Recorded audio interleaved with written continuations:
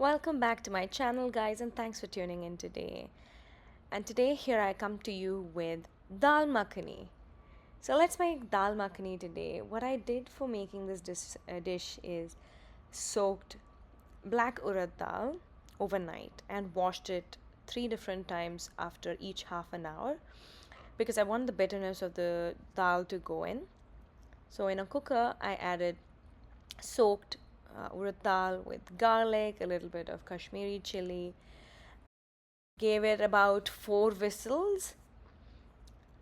Add plenty of water just to soak the dal and let it boil for 4 whistles. Here I have made a blend of tomato, like a puree of it. I have taken a little bit of ginger garlic paste, chili, and salt. So after 4 whistles, after resting it for a while, I have removed the whistle out and opening the cooker. You want to see if the dal is mushy enough or not. Just give it a little bit of a press, kind of like squashing some of the dal seeds so that they become a little bit mushed and add thickness to your gravy.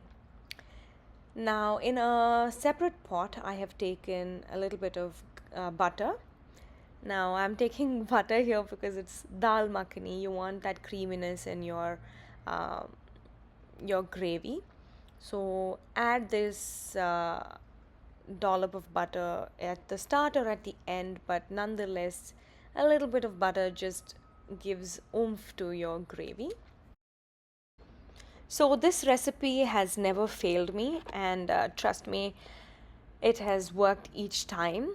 I actually learned this recipe out of a helpless situation where my sister's friend was coming and he was vegetarian and he didn't even eat eggs. The rest of us, we were eating meat. So, this was a recipe I learned and whipped it up, and they enjoyed it. And henceforth, and thereafter, rather, I have been making this recipe and it has always turned out just divine.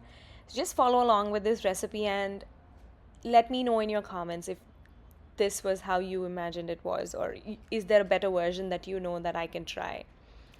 So, what I've done here now is tempering the spices. But what I mean by that is add your spice to your butter and let it not burn. So, add a little bit of water so it doesn't burn, and then add in your ginger garlic paste and give it a good nice stir because we want that rawness of the ginger garlic to go away. We don't want the ginger smell to be very pungent in your nose. It is enjoyable sensory wise when everything smells really aromatic and not uh, pungent and off putting. So now you can see I've given it a good fry. And this is how the consistency of the dal should be. Give it a whisk a little bit more so that it becomes creamy. And I have added in my tomato puree here. Sorry, I've lost the clip, but the gravy what you see is from the tomato.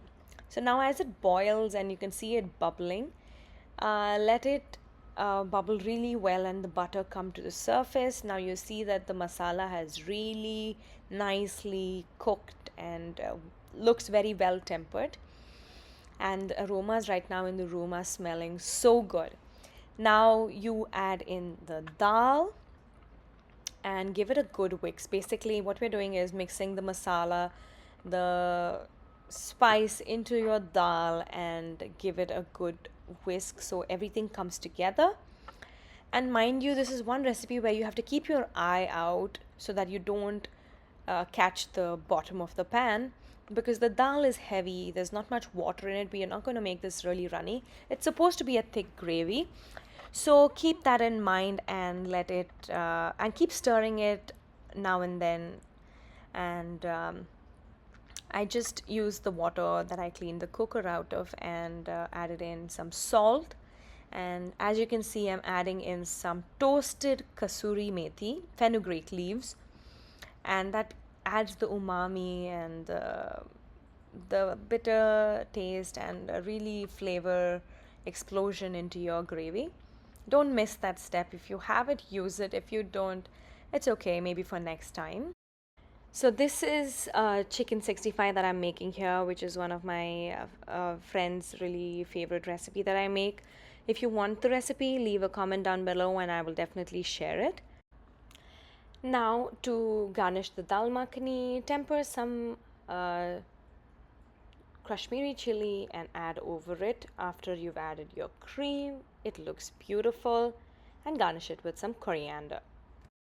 Thank you so much for watching. See you guys next time.